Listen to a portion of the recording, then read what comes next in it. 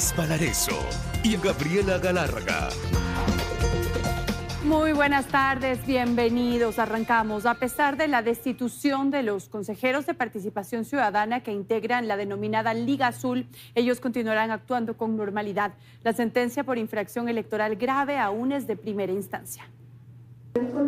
Justo en el instante que debía registrar su participación ante el Pleno como una forma para evitar pronunciarse frente a la prensa, fue como llegó este miércoles la consejera Yadira Saltos. Su colega Augusto Verduga optó por ausentarse. Ambos fueron destituidos por una resolución de primera instancia del Tribunal Contencioso Electoral, esto por incurrir en infracción electoral grave. Sin embargo, seguirán actuando ante el Pleno. No hemos sido notificados. Esperaremos que la resolución sea de carácter oficial para tener conocimiento sobre la postura de resolución final del juez electoral. Mientras la sentencia no esté firme, acá no se va a actuar nada. Lo que sí podemos es aplaudir de que el Tribunal Contencioso Electoral esté actuando en el buen sentido. La decisión, que puede ser apelada, también sanciona a los consejeros suplentes, Biel Capárraga y Eduardo Franco Loor, pues durante la campaña para alcanzar estos cargos, los cuatro fueron apoyados abiertamente por el movimiento Revolución Ciudadana, pese a estar prohibida la intervención de partidos. Una de las denunciantes fue la abogada Mónica Jaramillo. Estos son actos de proselitismo político que efectivamente están expresamente prohibidos por la ley. Al no ser independientes, vemos las actuaciones en el Consejo de Participación Ciudadana y Control Social, promoviendo un reglamento que totalmente afecta a la imparcialidad, a la designación de la autoridad de la Fiscalía General del Estado. Precisamente como parte de las actividades que aseguran continuarán con normalidad, está dicho reglamento, con 3 propuestas de borrador en las que los consejeros ya están trabajando. Se está haciendo una verificación de cuál concordamos para poder llegar a un acuerdo final y tener el proyecto final de borrador de este concurso. Como parte de la sentencia también se estipula el pago de 70 salarios básicos unificados y la suspensión de derechos políticos por 4 años. En caso de ser apelada y una vez sorteada, se debería tener un pronunciamiento en no más de 10 días.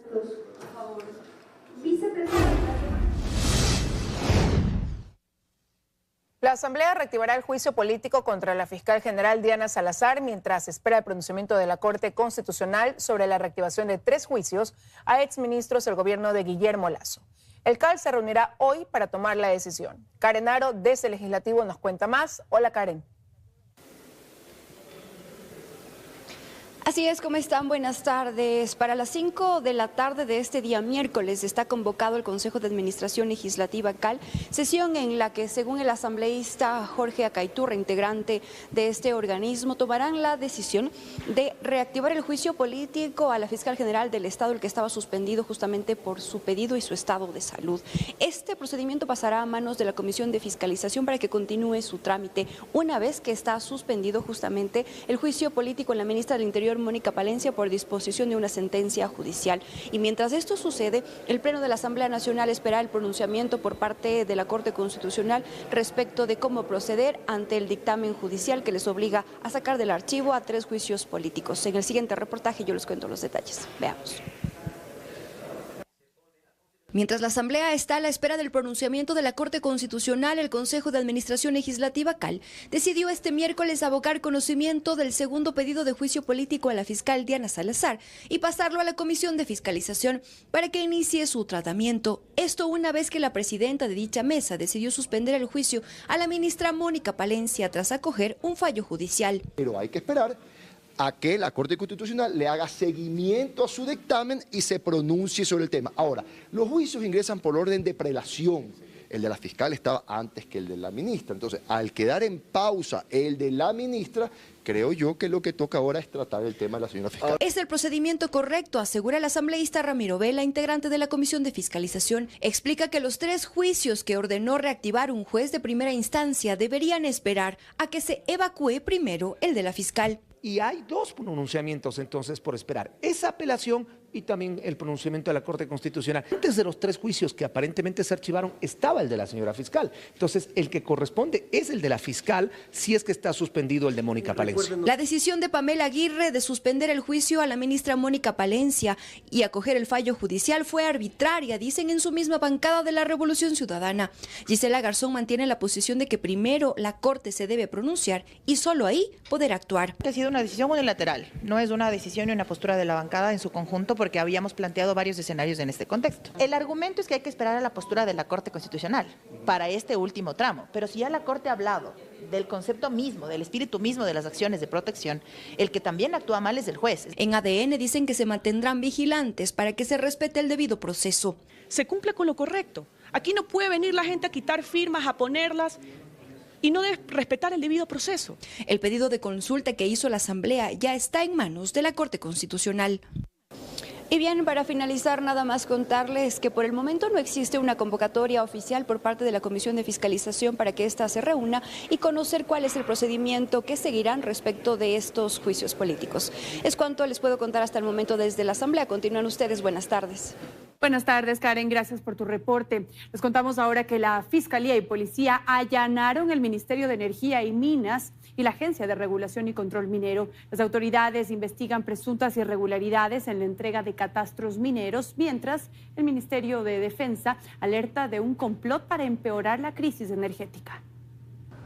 Este es el momento en que miembros de la Policía Nacional y la Fiscalía General del Estado ingresaron la tarde de este martes al Ministerio de Energía y Minas y a la Agencia de Regulación y Control Minero para realizar allanamientos en medio de una investigación por presuntas irregularidades en el otorgamiento de catastros mineros. Al menos una veintena de uniformados ingresaron al edificio, específicamente a la dependencia del viceministerio, y permanecieron allí por casi 5 horas. Se pudieron identificar varias inconsistencias. Una de ellas era la otorgación de 652 catastros mineros otorgados a partir del 2018 al 2024, 211 plantas de beneficio y una cantidad importante de dinero. Entre los indicios recabados están archivos y dispositivos digitales que ya están bajo cadena de custodia. Tomando en consideración que el segundo problema importante de la seguridad en el país es el tráfico de material aurífero y minería ilegal. En un comunicado, el Ministerio de Energía aseguró que la investigación corresponde a delitos que se habrían cometido en años anteriores y que brindarán todas las facilidades para cumplir con el proceso. Apoyamos absolutamente a la gestión de la policía con toda la información y apoyo que necesiten para erradicar la corrupción del Ecuador. El gobierno nacional, en compromiso firme, luchen contra la corrupción y buscamos siempre de manera decidida contribuir a custodiar los elementos de convicción de cualquier potencial ilícito. Los allanamientos coinciden con las declaraciones emitidas por el ministro de Defensa en el que se alertaba un complot para agravar la crisis energética, hecho que también está en investigaciones. Los operativos no dejaron personas detenidas.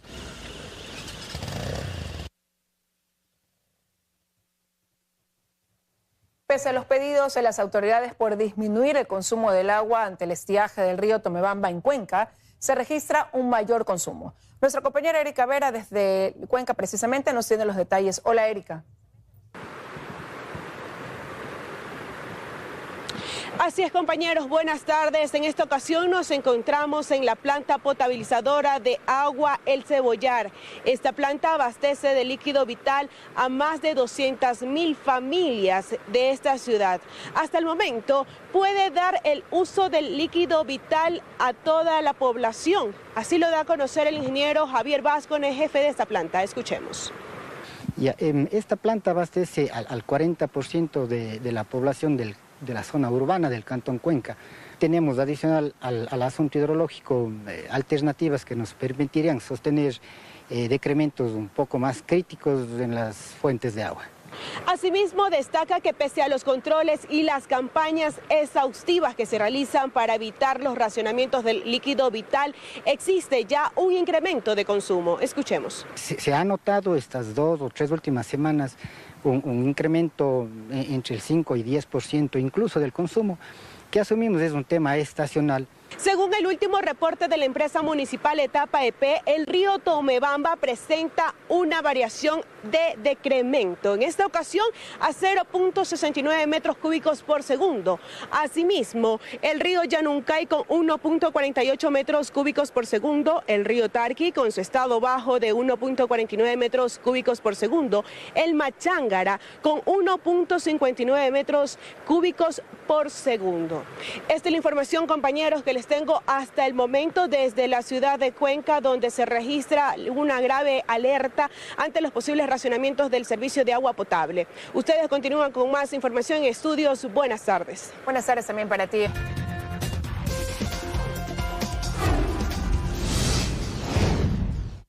Continuamos. El gobierno insiste en que las muertes violentas en Manta, en la provincia de Manabí, han disminuido en un 55% tras la llegada de la cúpula policial y militar.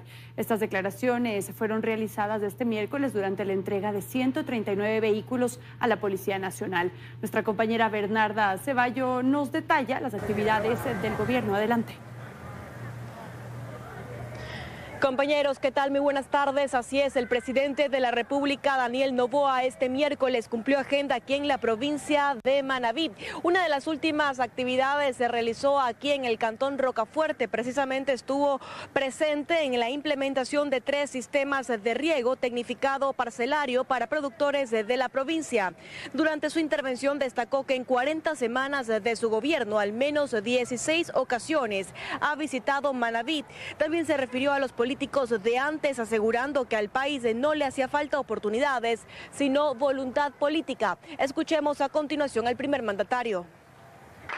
Los opositores y sufridores siempre decían que a nosotros no nos importaba Manabí. Ningún presidente en la historia del Ecuador ha venido tanto en su primer año como nosotros. Los sistemas de riego que estamos entregando representan una inversión de cerca de $2 millones, que sabemos que cambiarán la vida de más de 231 familias. Mientras los políticos del pasado llenaban sus bolsillos y les dejaban las migajas, nosotros estamos aquí para asegurar que el fruto de su trabajo sea justamente recompensado. Dicen que a este gobierno no le gusta negociar. Este gobierno siempre ha negociado en términos en beneficio de la gente. Lo que nunca va a aceptar es sentarse a hablar de chanchullos.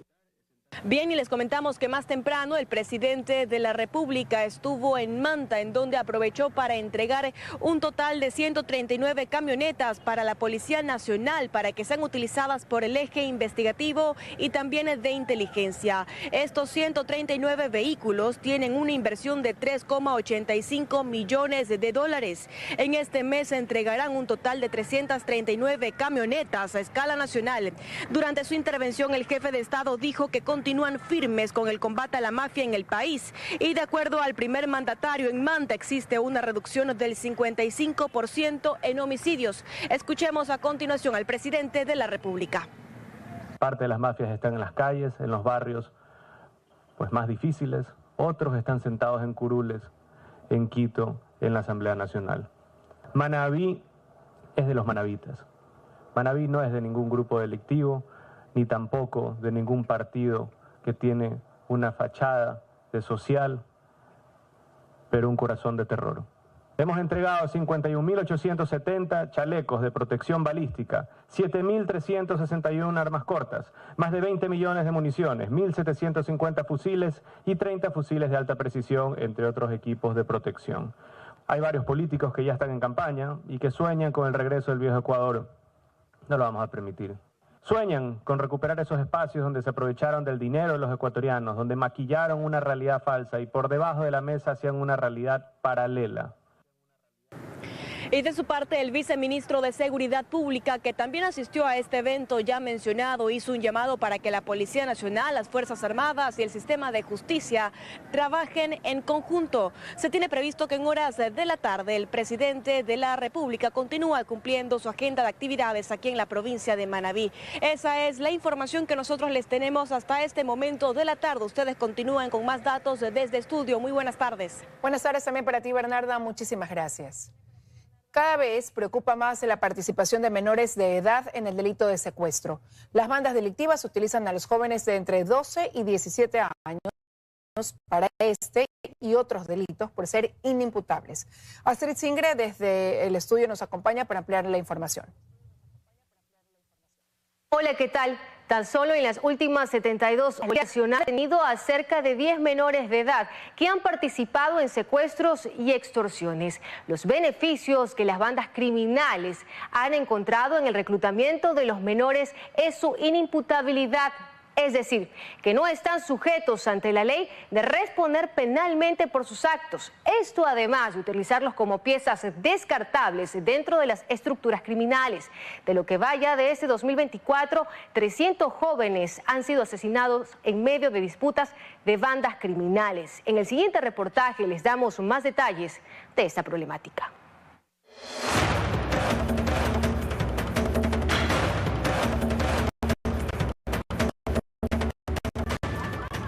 El hecho más reciente es la detención de esta banda delictiva conformada en su totalidad por menores de edad que se dedicaba a la extorsión y secuestro de taxistas. La Policía Nacional detalló que la Guayaquil estaba integrada por 2 jóvenes de 16 años dedicadas a pactar las carreras y otros 4 menores encargados de la extorsión.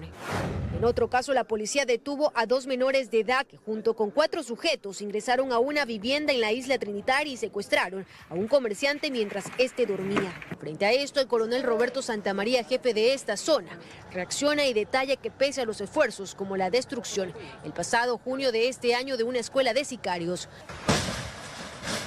no se ha detenido la participación de este grupo etario.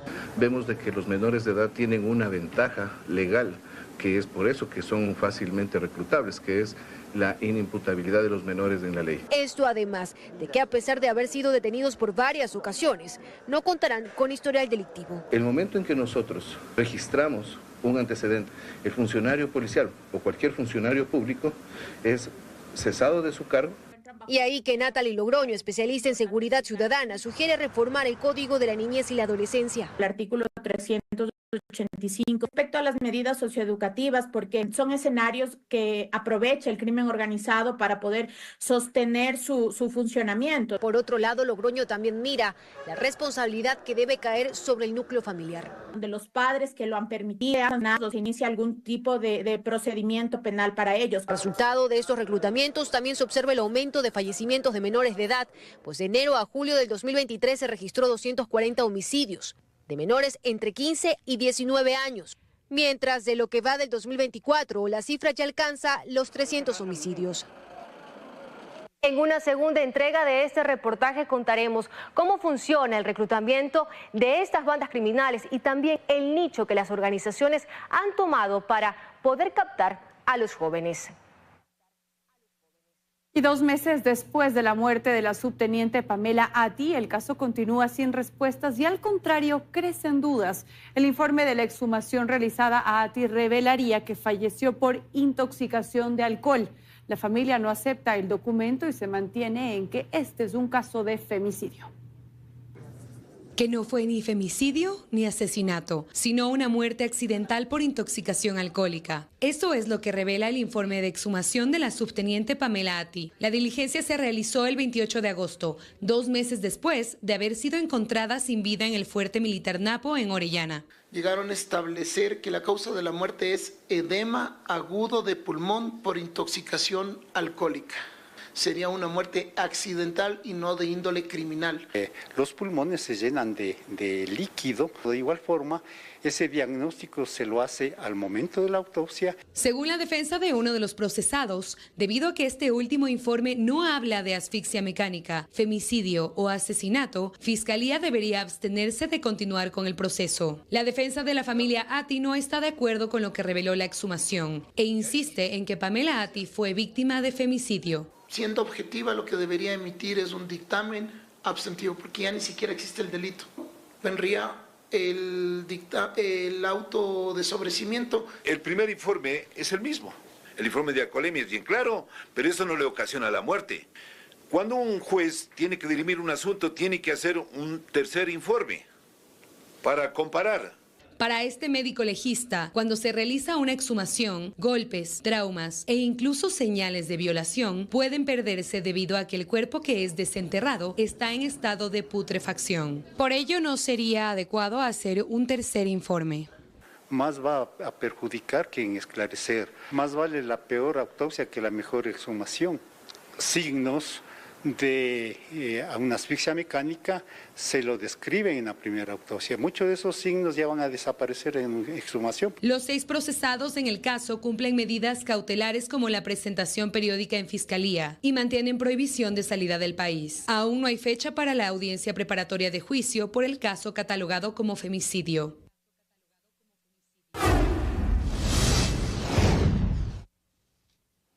La audiencia de revisión de medidas solicitada por Pablo Muentes en el caso Purga se desarrolla a esta hora en la Corte Nacional de Justicia.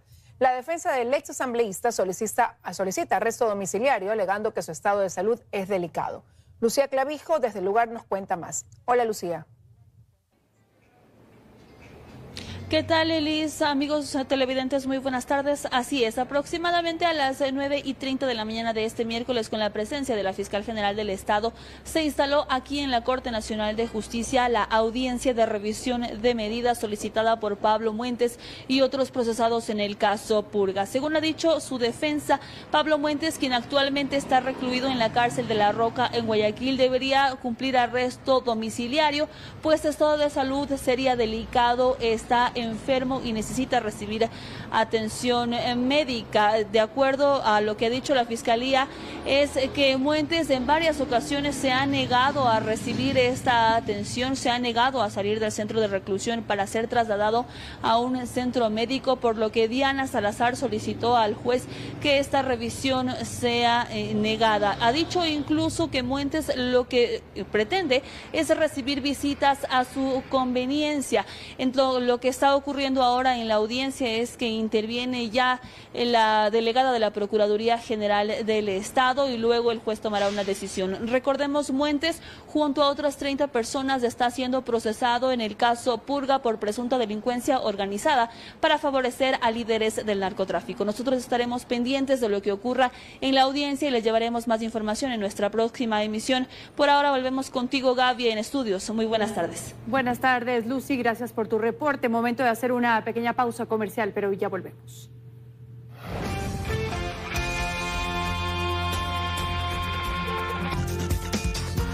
Estamos de regreso con más información. En lo que va del año se han registrado más de 11.000 contagios y 31 muertes por COVID-19. Epidemiólogos aclaran que parte de la problemática radica en que los ciudadanos no están inmunizados, pese a que la campaña de vacunación contra las variantes continúa. Salir a las calles y encontrarse con criterios como estos. Yo prefiero no vacunarme. Sí son necesarias, pero la verdad no he tenido el tiempo para irme a vacunar. Es bastante común. Ciudadanos que por falta de creencia o voluntad han optado por no vacunarse ni contra la influenza ni contra el COVID-19. Desde el Ministerio de Salud, la situación epidemiológica en el país se evalúa constantemente, pues en lo que va del año se han registrado más de 11.000 casos y 31 fallecidos por coronavirus. Y a esto se suman otras afecciones. Se comparten casi a la mitad del número de casos que se presentan a nivel nacional entre influenza y COVID y parainfluenza. O sea, son los virus que más están prevaleciendo en la comunidad. En el caso de los niños pequeñitos, pues el virus sistémico respiratorio es el que aparentemente más los afecta. No estamos hablando de niños menores de 5 añitos, ¿no? Y aunque también a los adultos, a ellos en menor proporción, dice el subsecretario. Por eso, desde esta cartera de Estado, en las próximas semanas implementarán una nueva campaña de inmunización. La que estaremos en campaña de vacunación será a finales de octubre, principios de noviembre, con la campaña de vacunación contra influenza, que eso anualmente se hace. Como tenemos una llegada de vacuna de influenza y de COVID, ahí sí vamos a tratar de hacer una campaña justamente con estas dos vacunas para tratar de que la población vulnerable se inmunice y prevenga los cuadros graves, tanto de influenza como de COVID a la par. El epidemiólogo Daniel Simancas explica que los síntomas que presentan las nuevas variantes son muy similares a un resfriado común y posterior pueden traer complicaciones. Por eso pide a la ciudadanía estar alerta, pues la pandemia no ha culminado y las vacunas son indispensables para reducir la probabilidad de nuevas variantes. Es momento de que todos también pongamos el hombro. Debemos ser conscientes del riesgo que tenemos en casa, no solamente nosotros, sino nuestros familiares que tienen otras enfermedades. Entonces hay que vacunar. Toma en cuenta que las vacunas del coronavirus puede encontrar en cualquier centro de salud. Con respecto a la viruela del mono, la situación se mantiene, explican desde el Ministerio de Salud. No hay alarmas ni casos de la nueva cepa. No obstante, se ha hecho una adquisición de más de 14.000 dosis contra esta enfermedad. Y tras su arribo a Israel, la canciller Gabriela Sommerfeld se reunió con el ministro de Trabajo de ese país con el fin de fortalecer las relaciones bilaterales y de analizar oportunidades laborales para los ecuatorianos en Israel. En el encuentro, que no contó con la participación de la vicepresidenta Verónica Abad, se reafirmó el compromiso de Ecuador de seguir promoviendo la innovación y el comercio mediante la apertura de una oficina en Israel. Esto con el objetivo de consolidar proyectos en diversos sectores.